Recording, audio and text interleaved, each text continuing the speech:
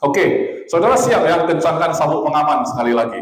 Oke, nah beberapa minggu ini kita sudah banyak mendengar dan saya juga sudah menegaskan bahwa eklesia, yaitu tubuh Kristus, adalah orang yang diutus keluar, sekelompok orang diutus keluar untuk menyatakan eksistensi dari Kristus sendiri. Kita itu tidak diutus dari dunia, saudara. Kita diutus dari surga. Seperti Yesus mengatakan bahwa dia juga diutus oleh Bapaknya dari surga ke bumi. Untuk apa? Ya jelas sekali, tujuan Kristus adalah untuk menebus semua manusia. Tetapi setelah itu Kristus selesai dengan pekerjaannya di atas kayu salib, sudah selesai. Kemudian dia mati, dikuburkan 3 hari, kemudian dia bangkit, kemudian dia hidup lagi 40 hari. Dalam 40 hari itu kemudian dia juga naik ke surga. Sekarang Yesus ada di mana, saudara? Ibu Umar pun langsung tahu ya, surga gitu ya, di sebelah kanan Allah Bapa. Logo kita ini tahta. Ya. Kenapa ya Agape Grace Family nggak pakai salib gitu ya? Sebenarnya nggak salah sih pakai salib. Kalau gereja namanya gereja, tandanya gereja ya pasti logonya salib gitu ya.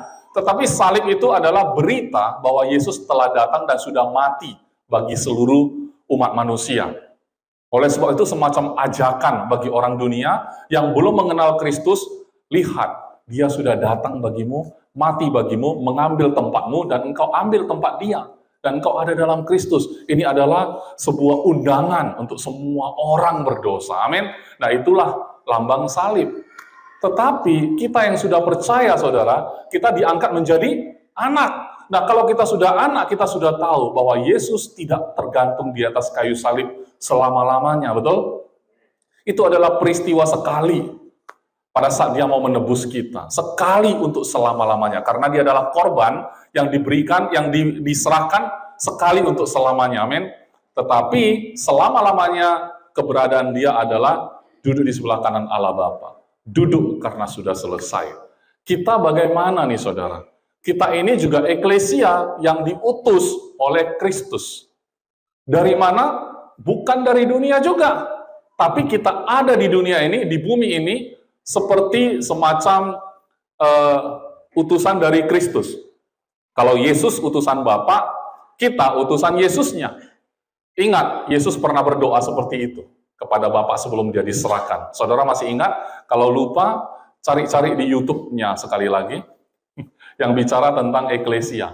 Oke? Nah, waktu kita sudah paham bahwa ternyata kita diutus ke bumi ini, maka keberadaan Kristus di atas muka bumi ini bisa dirasa oleh dunia melalui saudara dan saya. Tidak bisa dia rasakan, dunia ini nggak bisa rasakan keberadaan Kristus lewat agama. Dunia tidak bisa merasakan keberadaan Kristus lewat kemewahan. Ya, kiskotnya sampai meluber saking banyaknya ya, melimpah ruah sampai sampai ke sini. Nah, saudara harus ingat bahwa Adam pertama kali diciptakan menurut rupa dan gambar Tuhan sendiri. Sebenarnya sesuatu yang sangat luar biasa, saudara, ketika manusia bisa diciptakan segambar dan serupa Tuhan. Kalau kita manusia, bukan kita sih.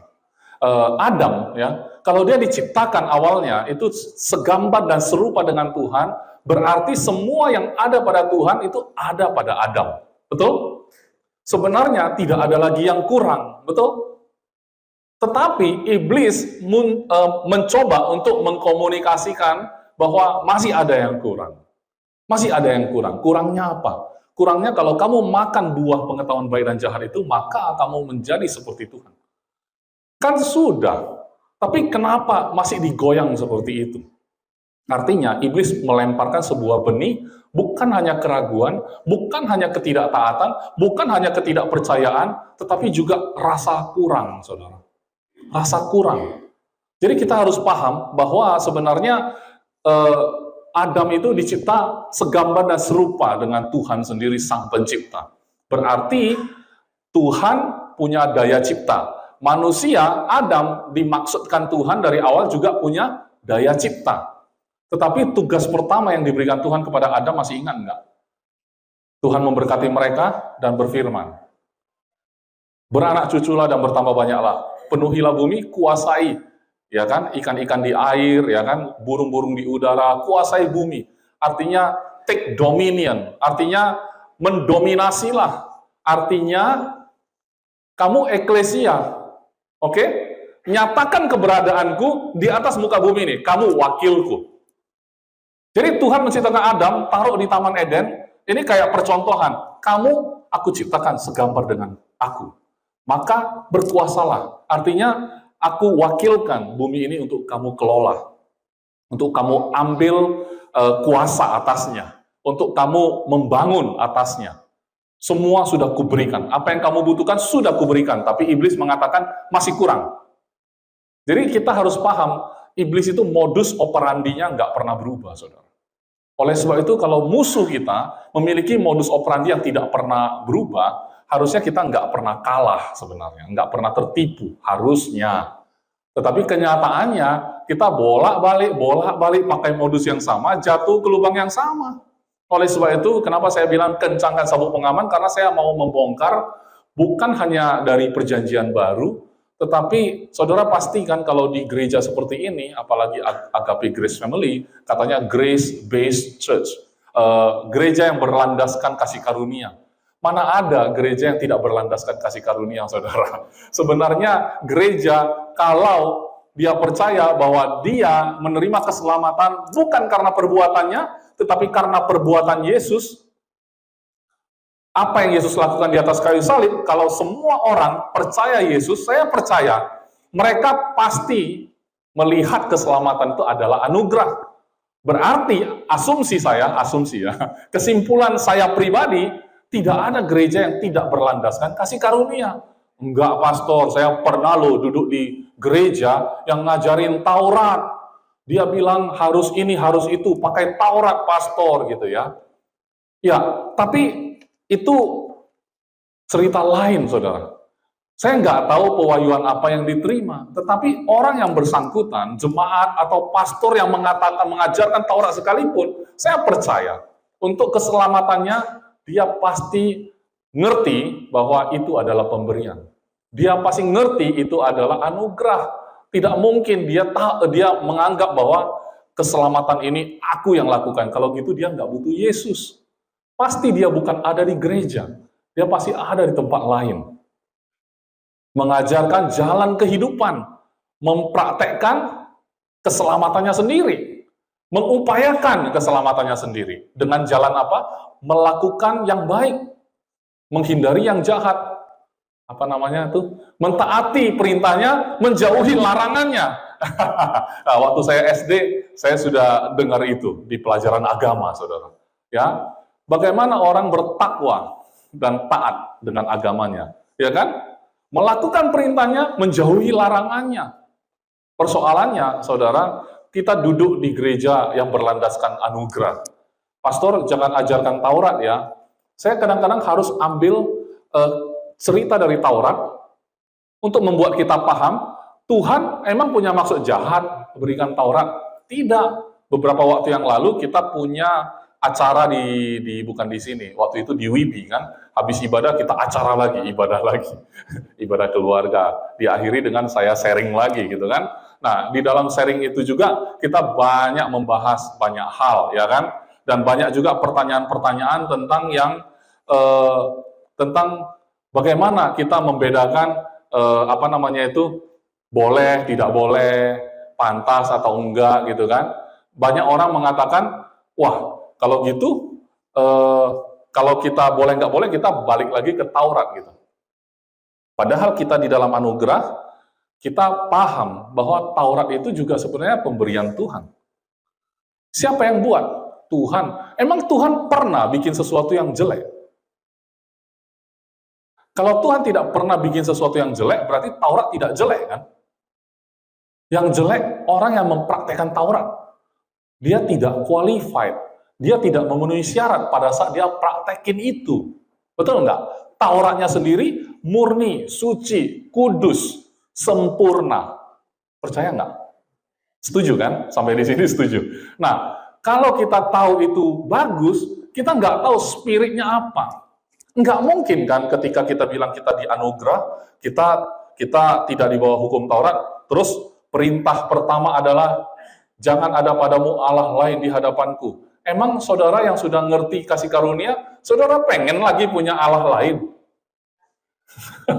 Ya kan? Jangan membuatmu bagimu patung yang menyerupai apapun, jangan sujud menyembah kepadanya. Emang saudara masih pengen setelah ada anugerah, ngerti bahwasanya aku selamat karena anugerah, aku pengen bikin patung? Kan nggak mungkin. Jangan berdusta, jangan berzina, jangan membunuh, jangan mencuri. Apakah saudara yang sudah di dalam anugerah pengen kali mencuri? Ya enggak juga kan? Enggak juga. Berarti sebenarnya kan bukan kita kontrakan antara anugerah dan Taurat itu. Justru kita tahu bahwa aku tidak sanggup memenuhi Taurat. Taurat itu dari Tuhan, sempurna, tidak berubah, sampai kekal. Tapi kita tidak di bawah Taurat. Mengapa? Karena aku menyatakan diri aku tidak sanggup. Tapi Kristus sudah datang, dia memenuhi hukum Taurat dengan sempurna. Dan posisi itu dia berikan kepada kita. Artinya kita telah melakukan Taurat dengan sempurna. Artinya ketika saya baca kitab-kitab Taurat itu, saya akan melihat dari sisi aku telah memenuhi hukum Taurat. Amin. Karena di dalamnya ada berkat. Coba saudara lihat, kalau kita baik-baik melakukan, ya kan, di kitab apa itu? Ulangan kan? Hukum Taurat itu kita lakukan dengan benar, tidak menyimpang ke kiri dan ke kanan, maka berkat ini bla bla bla bla bla. Betul? Nah, tetapi kalau kamu tidak taat, maka kutuknya datang ya. Kutuknya apa? Bla bla bla bla, banyak sekali. Pada saat saya melihat berkat yang saya pasti terima kalau saya melakukan hukum Taurat, saya aminkan. Kenapa? Karena saya sudah memenuhi syarat. Bukan saya yang melakukannya, tapi Yesus melakukannya. Amin. Nah, saya aminkan itu. Ketika saya lihat kutuk, saya tersenyum. Untung aku luput. Waktu saya baca, untung aku luput. Tidak ada di sana.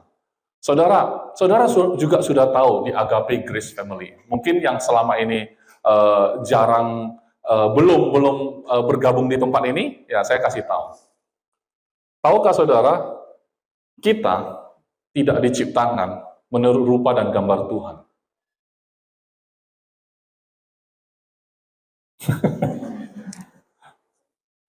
Karena saudara tidak diciptakan. Saudara dilahirkan. Betul? Kalau saudara baca di Kejadian 5, itu Adam memperanakkan anak-anaknya itu. Segambar dan serupa dengan gambar siapa? Gambar Adam. Masalahnya, Adam waktu itu sudah jatuh belum? Sudah. Nah, kalau sudah jatuh, berarti anak cucunya itu segambar sama Adam, tidak segambar lagi sama Tuhan. Oleh sebab itu, ada kabar baik hari ini. Mari kita buka di Roma 8, mulai dari ayat 28 sampai 30. Roma 8, ayat 28 sampai 30. Saudara kalau baca firman Tuhan di gereja, saudara saya menggugah selera saudara. Pada saat saudara ikut ibadah seperti ini, pastornya bicara, kutip ayat, saudara jangan puas sampai di situ. Ini hanya kayak jalan masuk untuk kita nyebur. Kan kalau kita ke Danau Toba kan, boleh kan kita ke Danau Toba itu lewat mana? Lewat Perapat boleh, ya kan? Mau lewat Tongging bisa. Danaunya Danau Toba juga. Danau Toba luas sekali. Kita mau nyebur dari mana pun bisa, betul nggak? Dari mana lagi? Dari Silalahi, tempat kita camping waktu itu. Dari mana lagi? Ayo sebut. Balige bisa. Dari Palembang nggak bisa lah. Nggak terkoneksi. Kayak firman Tuhan itu sebenarnya kayak laut lah. Kalau kita bilang danau terlalu kecil juga. Tapi itu pun cukup memberi cerminan. Maksud saya gini, ketika pastor ambil satu ayat gitu ya, Roma 8 ayat 28, ini cuma jalan masuk untuk saudara. Jangan puas mendengarkan firman Tuhan di hari Minggu. Mengapa? Karena ini adalah makanan bagi saudara. Amin. Kalau makanan nggak cukup sekali. Makan itu berulang-ulang. Setuju nggak? Makan itu harus terus-terus. Makan nasi, siapa yang sudah bosan makan nasi? Itu konotasinya udah mau mati. Kalau konotasi, siapa yang sudah bosan makan nasi? Kalau tunjuk tangan berarti sudah bosan hidup dia maksudnya. Siapa yang sudah bosan dengan firman Tuhan? Nah, itu pertanyaan untuk kita. Oh pastor, aku tidak pernah bosan dengan firman Tuhan. Amin. Ya, betul nggak ya? Kalau betul, serius, maka ini jalan masuk bagi kita. Ayo kita cebur ke dalam firman. Masuk. Nanti pulang, renungkan lagi, saudara. Renungkan lagi. Putar lagi nanti YouTube-nya supaya view-nya tambah. Subscribe, like, share lagi gitu. Oke, ini pastor YouTuber ini kayaknya. Oke, yang pertama, kita tahu sekarang bahwa Allah turut bekerja dalam segala sesuatu untuk mendatangkan kebaikan bagi mereka yang mengasihi Dia, yaitu bagi mereka yang terpanggil sesuai dengan rencana Allah. Ini ayat kan sangat terkenal, saudara. Pokoknya kalau hal buruk terjadi, kita buka ayat ini, ya kan? Enggak usah khawatir. Allah turut bekerja dalam segala hal untuk mendatangkan kebaikan. Dan saya saking percayanya dengan ayat ini, saudara, apapun hal buruk yang terjadi dalam hidup saya selalu bilang pada diri saya sendiri, kamu karena belum bisa lihat tembus pandang, maka kamu merasa hidupmu itu sangat kacau.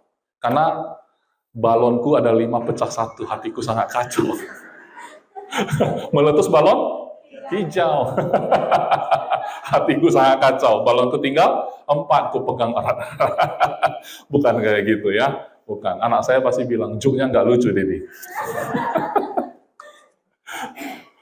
Nah itu kan, distracted kan, saya mau ngomong apa.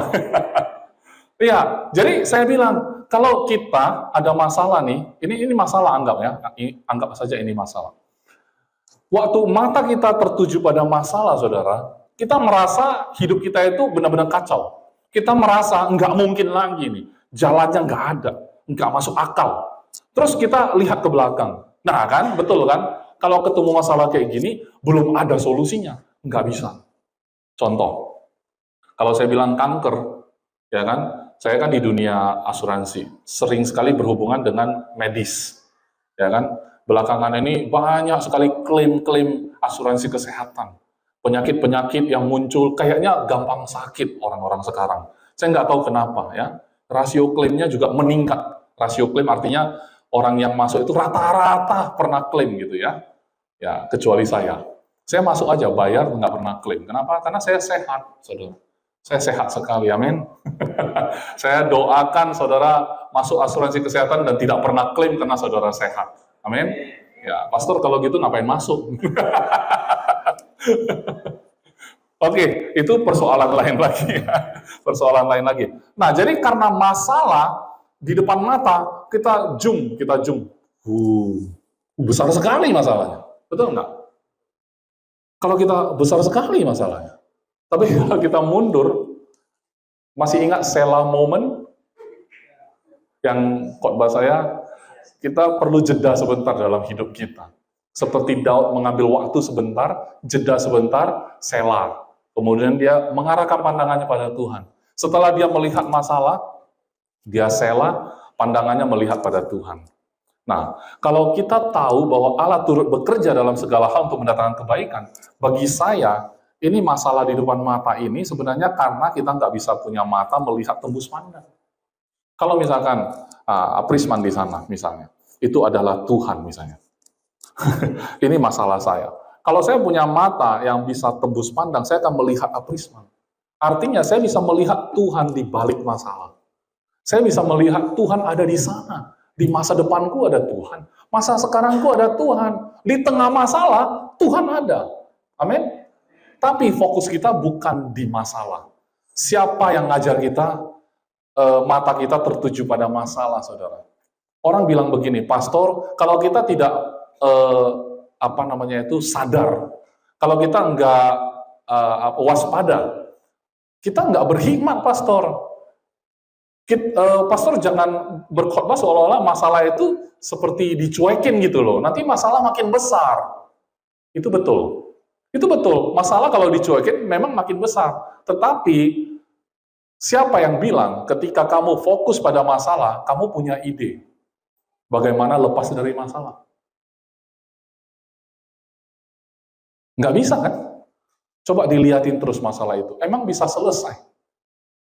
Jadi, kalau dunia menawarkan apa? Jangan fokus pada masalah, tapi fokus pada solusi. Itulah frekuensi dunia. Dunia sudah jatuh, saudara. Ketika manusia bergantung sama Tuhan, itu adalah hal yang mewah. Ini otak saya bercabang ini, saudara. Mau ngasih tahu yang mana dulu gitu ya. Jadi akhirnya bahasanya agak aneh. Kebergantungan manusia pada Tuhan sudah menjadi barang langka. Mengapa? Karena dunia mengajarkan tidak begitu. Dunia mengajarkan kalau ada masalah, periksa dulu. Apakah ini, apakah itu, apakah ini, dan itu yang diajarkan di sekolah-sekolah. Setelah kuliah, permesinan, ya, engineer, ya, teknik elektro, teknik mesin gitu misalnya. Itu mana mungkin didoakan bisa selesai. Betul nggak? Harus ada ilmu untuk memahami cara kerja mesin. Kalau masalah, baru cari tahu gitu. Dan itu nggak salah memang, tetapi karena kita sudah terlalu mengikuti pola dunia, maka kita pikir masalah tentang hati, masalah keluarga, masalah keuangan, kita nggak bisa bergantung sama Tuhan. Masalah jodoh, masalah percintaan, pernikahan, masalah kesehatan, ya kan? Kan nggak mungkin kita tabrak juga kaidah-kaidah medis. Contohnya, kita tetap percaya pada Tuhan, pastor sudah ajar, kita nggak usah terpaku sama pola-pola dunia. Artinya apa? Makan aja, makanan berkolesterol, nggak apa-apa. Kita kan sudah tidak di bawah Taurat, itu kan dianugerah. Walaupun makan kolesterol, ya kan, orang racun aja diminum nggak mati. Kalau jengking ular kita injak, wah itulah firman Tuhan kan, maka hajar aja. Nggak mungkin kita tabrak itu, saudara. Nggak mungkin. Sama halnya ketika saya mengatakan Taurat itu nggak mungkin kita tabrak juga. Walaupun kita nggak sempurna di dalam melakukan itu. Karena kita bukan lagi, ketaatan kita itu bukan lagi karena takut dikutuk. Karena kita nggak di bawah Taurat. Amin. Tapi otomatis kita melakukan apa yang diajarkan Taurat itu sendiri sebenarnya. Tapi bukan karena takut, bukan karena berkatnya juga. Karena kita sudah mendapatkannya di dalam Kristus. Amin. Lanjutkan di ayat 29. Sebab semua orang yang dipilihnya dari semula, mereka juga ditentukannya. Kalau semua orang yang dipilihnya dari semula, apakah itu termasuk saudara? Kalau saya amin. Saya nggak tahu kalau saudara. Ada yang tidak amin? Oke, saya percaya semua dalam ruangan ini sama-sama percaya bahwa saudara adalah orang yang dipilih dari semula dan juga ditentukan oleh Tuhan dari semula. Untuk menjadi apa? Menjadi serupa dengan gambaran anaknya.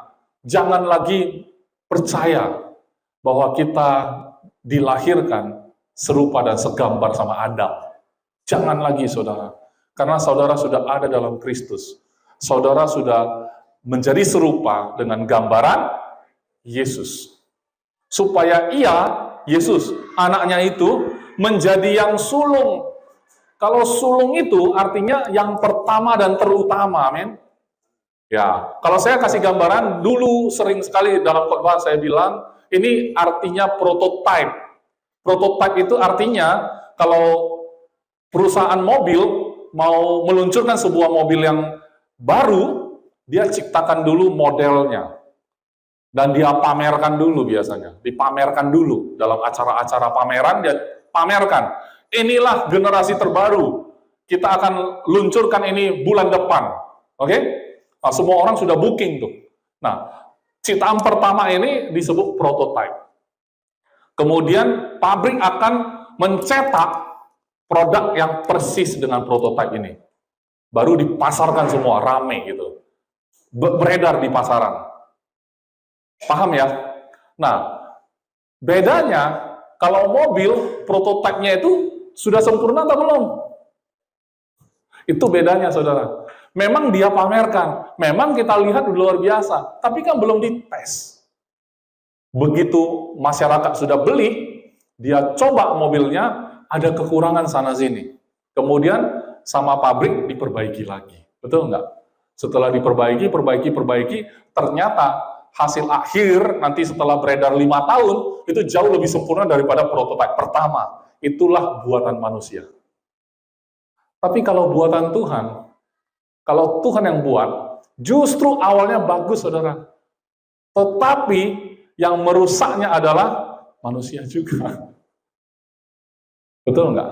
Kalau kita lihat Samosir, saya baru pulang dari Samosir, ya, di atas kapal, ya kan, Pak Arnold komen, enak sekali ya, di atas danau, ya kan, menikmati suasana, gitu. Memang enak, ya di atas main gitar, gitu, enjoy, gitu kan, di tempat wisata. Terus omongan kita sebagai wisatawan, kita bilang begini, alangkah indahnya ya, tempat ini, gitu ya. Terus kalau kita lihat ada misalnya kebakaran hutan, misalnya, ini kan jadi rusak.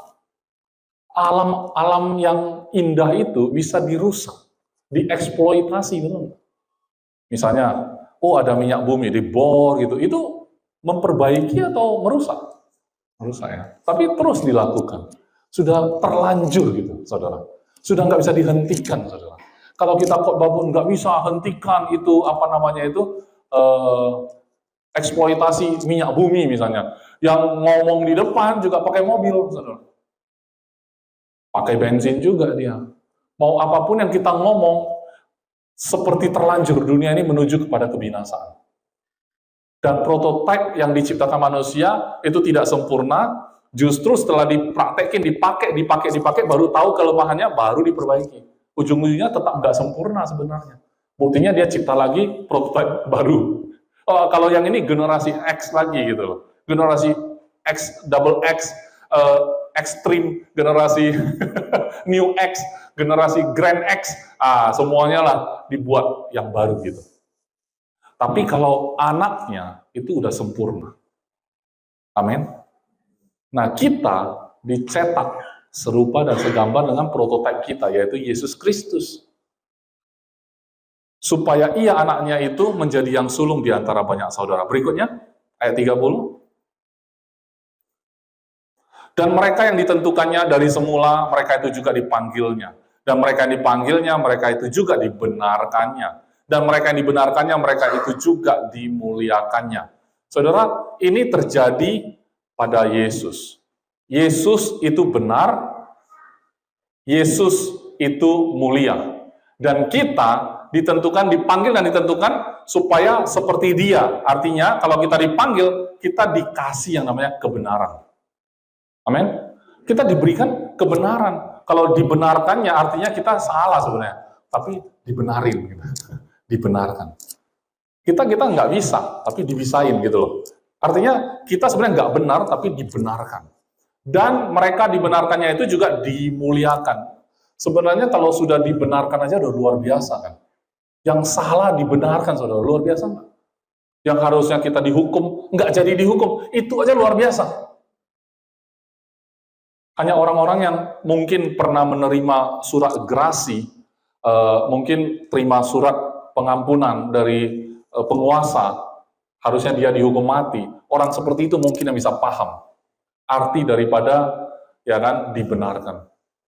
Kalau kita kan mungkin, Pak, memang aku bukan orang benar kali, tapi kan nggak jelek kali juga. Aku nggak pernah juga bohongin orang gitu. Betul kan? Kita kan sulit merasakan dibenarkan dalam arti yang total, dalam arti yang benar-benar ekstrim gitu. Tapi orang yang benar-benar merasakan pengampunan, itu baru ngerti arti dibenarkan itu seperti apa. Itu sesuatu yang luar biasa menurut saya. Ya. Dan kemudian dimuliakan. Sekarang coba saudara imajinasi. Waktu Yesus ada di bumi, saudara, posisi dia yang sempurna seperti itu, dia itu panggil Tuhan itu Bapa, saudara. Amin. Dia panggil Tuhan Bapa. Pertanyaan saya, apakah Yesus pernah merasa kurang dalam hidupnya di atas muka bumi? Tapi apakah dia pernah lelah? Pernah. Dia lelah karena perjalanan, duduk di sumur ketemu perempuan Samaria. Posisi lelah, mau minta air pun dia bisa berkhotbah. Bagi saya dia nggak pernah tidak akurat dalam hidupnya. Dia tidak pernah sia-siakan waktunya. Amin. Dia tidak pernah ragu. Dia nggak pernah melihat masalah itu adalah akhir. Dan dia, dengan segala apa yang dia miliki, dia nggak pernah merasa kurang. Itulah frekuensi kalau orang datang dari surga. Itulah frekuensi, kalau kita bilang vibes, bahasa Inggrisnya vibes. Bahasa Indonesianya apa ya? Getaran-getaran yang diciptakan orang yang datang dari surga itu adalah yang kayak gitu. Kalau misalkan Tuhan itu kasih, dia bisa mengasihi orang. Kalau Tuhan itu panjang sabar, dia bisa panjang sabar. Kalau Tuhan itu mengambil 5 roti dan 2 ikan, dia ucapkan berkat, dan dia bisa beri makan 5.000 orang. Maka, saudara punya kemampuan itu. Susah ya mengatakan amin untuk hal ini ya. Saudara tahu nggak, itu omongan dari mulut Yesus, tidak ada yang gagal.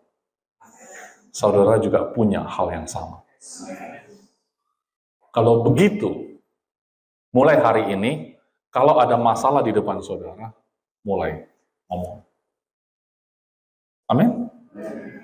Berani? Saya rasa kalau kita nggak berani, kita bodoh. Mengapa? Karena itu adalah bagian dari kuasa Tuhan yang sudah Dia berikan kepada kita. Kalau Tuhan memberikan hidupnya, berarti kan semuanya sudah include di dalam. Semua sudah satu paket, nggak ada lagi misalnya, kamu latihan dulu. Kalau mungkin kita belajar ilmu hitam kayak gitu, perdukunan, ya kan? Kamu mau ilmu yang bisa kebal misalnya, kamu harus begini. Nah, kebal nggak cukup. Kamu mau bisa menghilang nggak? Menghilang. Oke, kamu harus lakukan ini lagi. Terus kamu mau nggak yang jarak jauh, pukulan jarak jauh? Jadi harus nambah ilmu, harus nambah biaya kursus. Dunia kayak gitu semua. Mau belajar hal yang lebih baru lagi, harus tambah lagi biayanya. S1, S2, S3, betul nggak? Yang S3 bisa lantik S1. Ya kan? Dokter juga kayak gitu. Dokter umum, dokter spesialis, tambah lagi. Ya, sarjana hukum juga begitu. Mau jadi notaris, tambah lagi. Mau jadi PPAT, tambah lagi. Dunia semua kayak gitu, saudara. Tetapi mana mungkin Tuhan Yesus memberikan nyawanya, kasih dulu keselamatan. Yang lain, kuasa gimana kuasa? Nanti dulu, doa dulu. Buktikan dulu kamu benar-benar pengen. Itu yang diajar dunia. Guru-guru, teach me kungfu. Kan zaman dulu kan ada film kayak gitu. Guru-guru, suhu, ya. Suhu, angkat aku jadi muridmu. Gurunya sombong, ya kan? Buktikan dulu kamu berniat gitu loh. Akhirnya ada yang berlutut 2 hari kehujanan gitu. Akhirnya gurunya luluh hati, kemudian terima dia jadi murid. Wah, dramatis sekali. Dan karena kita terlalu banyak drama dalam hidup kita pikir Tuhan kayak gitu. Hidup kita bukan drama, amin. Hidup kita adalah hidup Kristus yang sedang termanifestasi di atas muka bumi. Amin. Kemudian ada lanjutan nggak? 31. Coba saya pelajari dulu.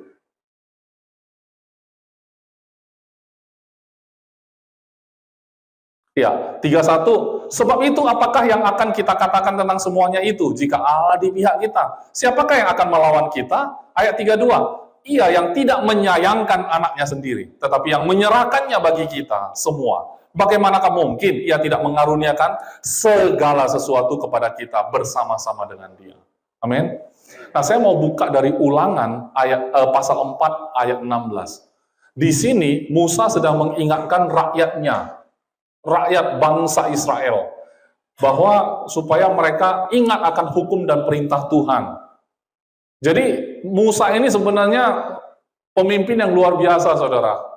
Kalau dia memimpin bangsa yang besar keluar dari Mesir, itu sesuatu yang luar biasa. Kita memimpin trip ke Samosir aja, tidak segampang itu. Ada bus loh. ada segala sumber daya yang cukup loh. Tapi di tengah jalan bisa aja kejadian kayak yang tidak kita prediksi. Ternyata jalan yang kita datangin itu, busnya pas-pasan gitu loh. Bannya pas-pasan. Nggak bisa balik lagi, saudara. Harus dilanjutkan. terus atau terus. Nggak bisa balik. Nggak mungkin mundur jauh kali, nggak mungkin. Akhirnya nampak rumah penduduk, bus yang parkir, kita turun, kita lanjut lagi ke tempat daerah yang kita mau tuju. Dan sampai di sana ternyata memang enak makanannya. Nanti setelah ibadah selesai, saudara yang penasaran, datangin saya kasih tahu tempatnya. Saya pikir, mimpin yang seperti itu, soalnya setelah turun dari bus, jalan ke sana, katanya cuma 300 meter, tapi tahulah orang kota. 300 meter itu kayak 3 kilometer. Dan ditambah lagi hujan tiba-tiba. Begitu turun, hujan. Ada orang tua, ada anak kecil, saudara. Saya bayangkan Musa kalau bawa jutaan orang. Makannya gimana, ya kan? Pipisnya gimana? Toilet stop, ya kan? Toilet stop, toiletnya dibawa-bawa berarti. Pak Arnold, enggak lah pastor, kan padang gurun kan, tinggal di korek aja. Pasti mereka punya teknologi untuk itu ya. Tapi ribetnya itu pasti ribet, saudara. Karena ngurusin banyak orang. Saudara pikir kalau 40 tahun dalam perjalanan di padang gurun itu enak, ada yang melahirkan di tengah, saudara. Ya kan? Ada yang gimana olahraganya? Nggak usah lah olahraga ya, jalannya udah cukup ya, udah cukup capek gitu ya. Olahraga mungkin bukan masalah. Tapi social life gimana? Pasti ada pertengkaran, betul nggak? Pasti ada ngobrol-ngobrol, pasti ada cekcok, pasti ada perselingkuhan. Udah di padang gurun masih bisa selingkuh.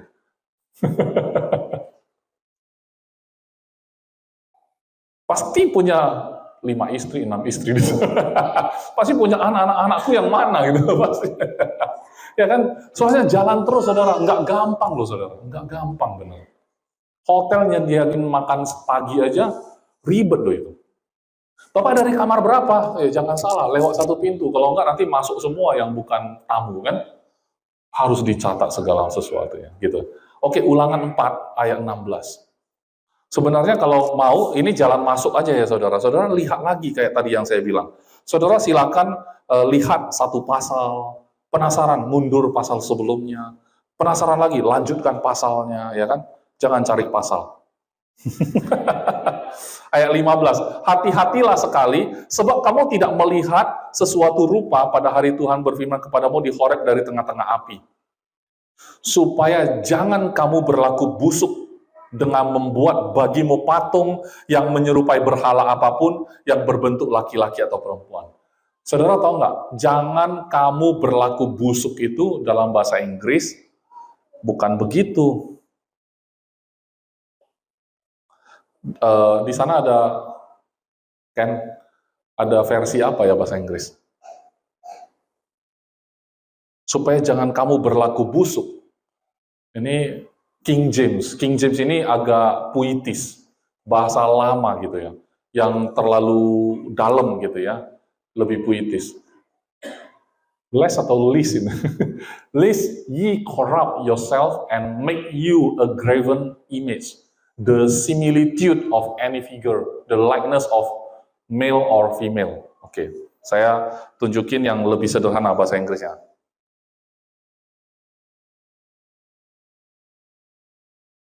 So do not, ini NLT ya, New Living Translation. So do not corrupt yourself. Jangan mengkorupsi dirimu sendiri. Bukan berlaku busuk itu kayak berbuat jahat gitu ya, curang gitu ya. Tapi artinya adalah so do not corrupt yourself by making, cara dia mengkorupsi diri sendiri apa? Membuat idol, making an idol, membuat berhala, membuat idola, membuat panutan dalam bentuk apapun, in any form, dalam bentuk apapun, whether of a man or a woman. Maksud saya gini, ini Taurat. Musa memperingatkan rakyatnya supaya tetap memegang perintah Tuhan. Jangan mengkorupsi dirimu dengan jalan membuat image. Image itu kan tidak harus patung, saudara. Image itu bisa gambar yang kamu buat sendiri dalam otakmu. Betul? Dan idola yang berbentuk apapun, entah itu laki-laki atau perempuan, jangan mengidolakan siapapun di atas muka bumi ini, saudara. Amin. Dan image apapun dalam otakmu. Mengapa? Karena dunia sudah membuat satu bentuk image. Laki-laki keren adalah macam kayak gini. Perempuan yang baik, ini bentuknya. Kamu buat kayak gitu. Akhirnya, ketika kamu berharap seperti itu, setelah menikah, tidak seperti itu ternyata. Apakah saudara bermaksud mau batalkan lagi pernikahan? Betul. Ngomong gampang. Ngomong gampang. Iya kan? Ada orang tidak bisa mempertahankan pernikahan, tapi ada orang dipisahkan oleh maut. Ada orang tidak berpisah, tapi kayak berpisah. Betul kan? Tapi solusinya cuma ada satu. Ini gereja, saudara. Solusinya adalah Kristus. Amin. Sekalipun saudara dalam posisi yang saya sebut tadi, tapi image itu tidak seharusnya ada di otak saudara. Tidak seharusnya ada di pikiran saudara.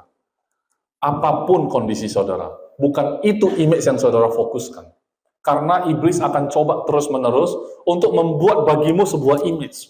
Membuat bagimu sebuah patung, berhala. Bahasa Indonesia patung. Bukan patung saudara, image. Ukiran image. Ukiran gambar yang terukir. Saudara bisa ukir secara virtual. Saudara bisa ukir dalam pikiran mental saudara. Tidak harus diukir, dipahat jadi patung. Tidak.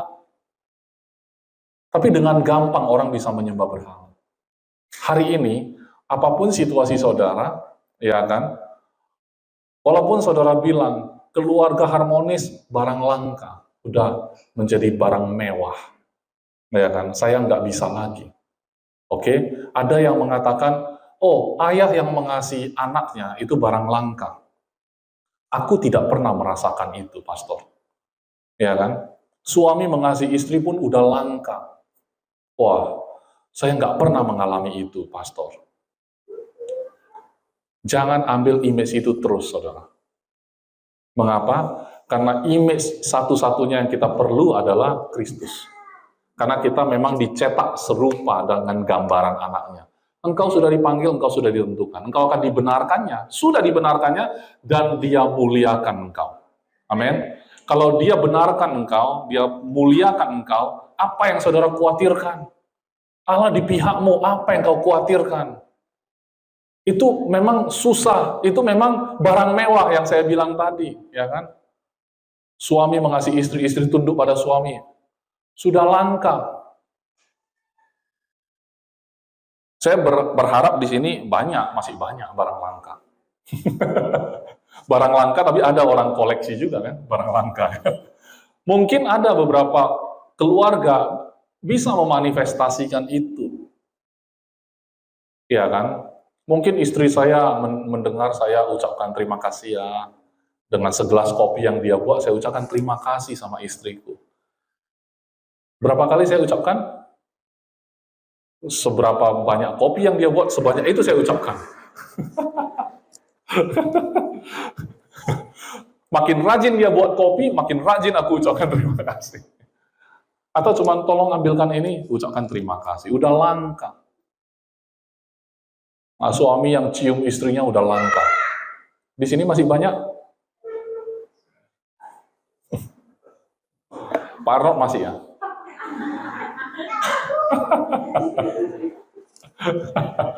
Yakin.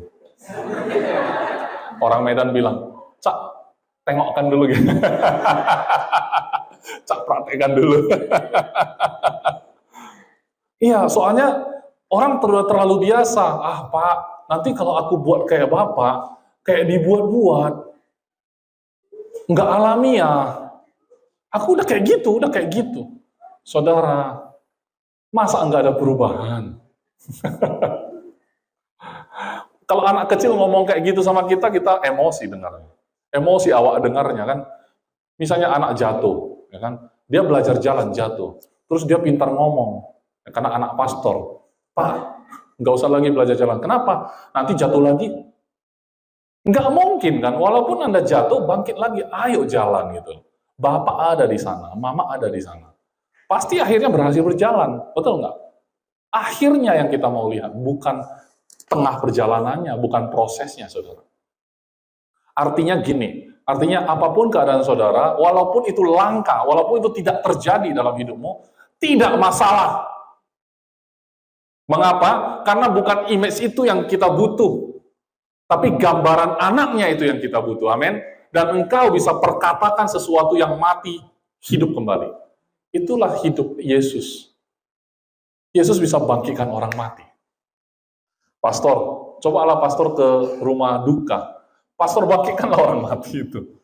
Nggak mungkin, saudara, karena dia udah diformalin. Kalau bangkit nanti semua lari. Dan kita akan punya pelayanan yang capek sekali. Semua orang berbondong-bondong datang ke sini. Terus nggak ada lagi orang yang mati. Penuhlah bumi. Nggak ada lagi orang mati. Saudara, bukan soal umur ya. Bukan soal, aduh aku sakit nih.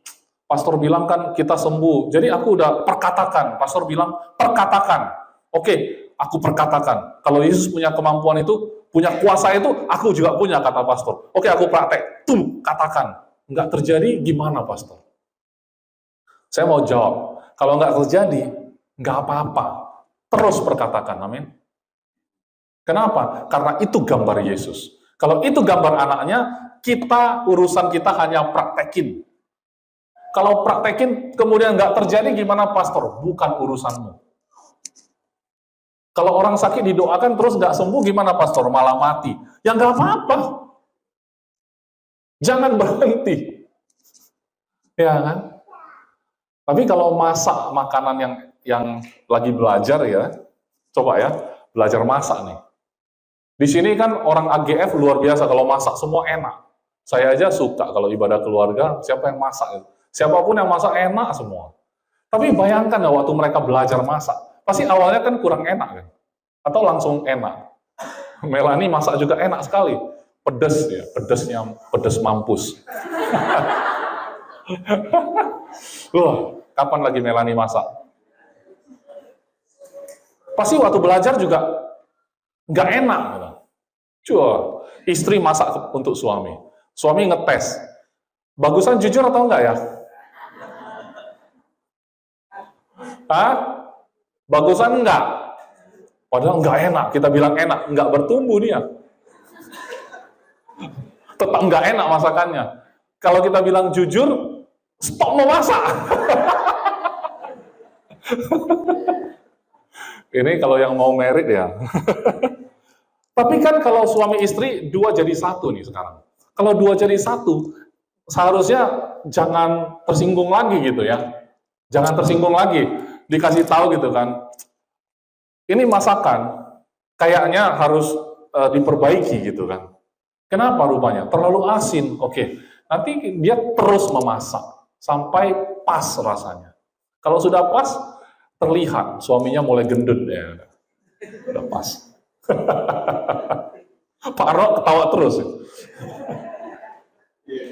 Bu, jangan terlalu enak masaknya, Bu. Coba mulai hari ini turunkan derajatnya. Jangan enak kali.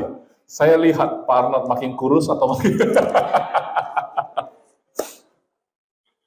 Pasti kita terus lakukan sampai kita selesai di muka bumi ini. Amin. Yesus adalah prototipe kita. Dia selesaikan tanpa buang-buang waktu. Dia selesaikan tepat pada waktunya. Sempurna, tidak kurang, tidak lebih. Amin. Dan kuasanya itu persis 100% seperti apa yang Bapaknya punya. Padahal dia waktu itu adalah manusia 100%. Tapi dia punya segala kemampuan dari Bapa Surgawi. Itu menjadi contoh bagi kita. Bukan berarti, jangan salah paham sama saya, Pastor, dulu Pastor Paul pernah bilang, nggak mungkin kita seperti Yesus yang ada di dunia. Karena Yesus kan sempurna. Nggak mungkin kita seperti Yesus naik ke atas kayu salib, ya pasti. Tapi identitas kita dalam Kristus, itulah eksistensi Kristus di atas muka bumi hari ini. Itulah eklesia, itulah saudara dan saya. Amin. Kalau saudara dan saya adalah eklesia, maka janganlah takut dan gentar hatimu. Bangkit dan berdirilah, teguh, berjalanlah, perkatakan firman Tuhan, karena itu dasarnya. Jadi mata uang kita sekarang, mata uang surga. Dan surga itu punya mata uang yang dinamakan kasih, dinamakan iman, dinamakan pengharapan, dinamakan sukacita, dinamakan damai sejahtera. Itulah modal kita. Firman Tuhan, ya kan? Itu semua adalah perlengkapan senjata kita. Dan tidak ada yang kurang lagi dalam hidup kita. Kalau kita perkatakan firman Tuhan tidak bisa gagal. Amin. Kalau kita perkatakan firman kita, ya pasti bisa gagal. Oleh sebab itu nggak mungkin kita asal ngomong. Kita harus tahu apa yang kita omongkan. Dan kita percaya yang kita omongkan adalah firman Tuhan, maka letak kepercayaan kita adalah pada firman-Nya, bukan pada feeling kita. Kalau feeling kita up and down terus, suka hari ini rasanya moodku bagus, doanya penuh kuasa. Karena aku kemarin sudah puasa, agak bersih hari ini. Aku doanya lebih akurat. Oh. Enggak seperti itu, saudara. Saudara tetap berdoa, walaupun rasanya enggak pengen berdoa. Saudara tetap baca firman, walaupun rasanya enggak pengen baca firman. Saya cuman pengen menggugah saudara aja. Emang saudara nonton YouTube, saudara lagi pengen? Enggak, karena enggak tahu mau ngapain lagi. Betul kan? Saking terbiasanya ya, pola itu. Bawaannya buka handphone. Kemarin ada survei katanya per berapa detik ya? 40 detik. Per 40 detik pasti angkat ini, kata Susan ya. Pasti keluarin handphone, pasti ngelihat sebentar. Entah apa yang mau dia lihat. Wah, lihat udah tahu. Itu pun bisa mengubah mood. Omset bagus. Puji Tuhan. Omset kecil.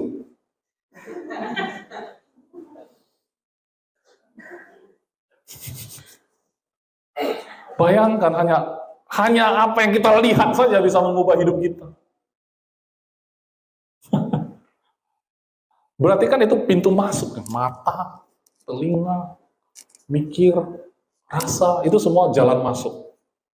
Frekuensi apa yang kita terima, itu ada antenanya itu. Mata adalah pelita tubuh. Ya kan? Jadi makanya kendalikanlah, latihlah tubuhmu sedemikian rupa katanya kan. Latihlah. Artinya apa? Kalau kita memang nggak bisa lepas dari handphone, kontennya lah kita ubah. Paham ya saudara? Kalau memang saudara pengen ke mall, nanti kita bikin gereja di mall.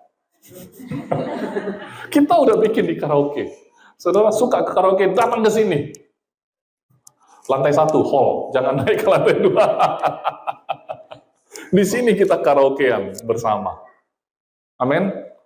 Dan gereja adalah rumah Tuhan. Dan gereja itu adalah tubuh Kristus.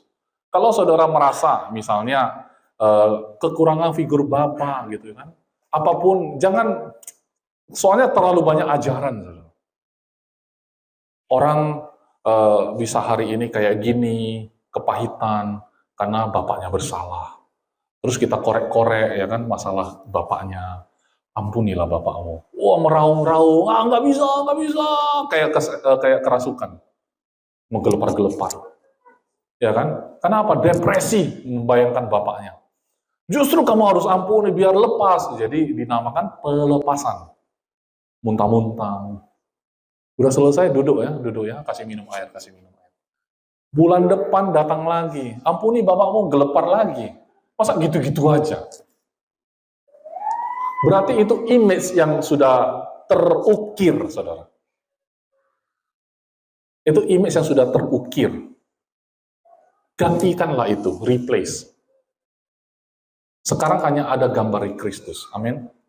Kalau ada gambar Kristus, semua yang manis, semua yang sedap didengar, semua yang baik, semua yang suci, semua yang kudus. Pikirkan itu. Itu frekuensinya beda, saudara. Jadi gini ya, saudara ya. Saya kasih contoh ya. 1 tahun 365 hari. Betul ya? Kalau misalnya hari pertama sampai hari ke-159, separuh dari tahun itu. Omset kita itu jelek misalnya. Separuh tahun itu penjualan kita jelek. Yang bisnis, yang kerja, pokoknya penjualan kita jelek. Hati kita setengah tahun itu nggak enak. Selama setengah tahun itu kita khawatir, betul? Nah itu frekuensi udah kerja. Tiba-tiba kuartal ketiga, bulan 7, 8, 9 membaik nih. 10, 11, 12 mengganas. Tertutupi semua omsetnya. Terus saudara mau gimana? Saudara mau bilang ini tahun yang baik atau tahun yang buruk?